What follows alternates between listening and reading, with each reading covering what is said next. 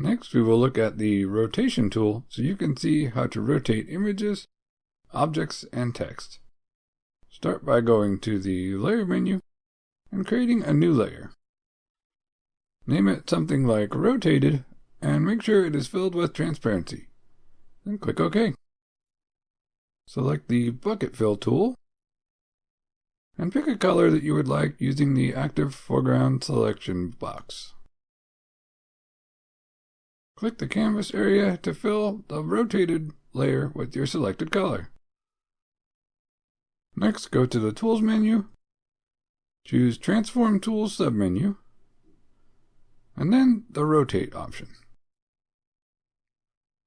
In the Rotate window that appears, there's a box that says Angle.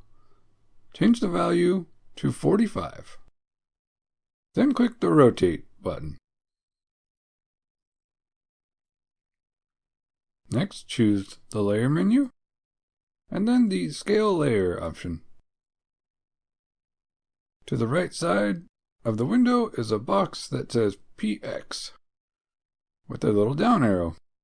Click the down arrow next to it and choose % from the list. By default, you adjust the layer scale by pixels, and with this setting you are adjusting it by percentage values instead. Change the % value to 120 for both the width and the height. And then click the Scale button. Select the Text tool again, and change its color to something other than the color you used for the rotated layer.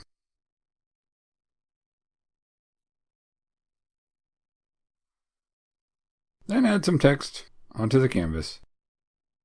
Use the Alignment tool to align your text in both the center and the middle of the canvas. Then go to Tools, choose Transform Tools, and select the Rotate tool again. This time, enter an angle of -45, and then click Rotate.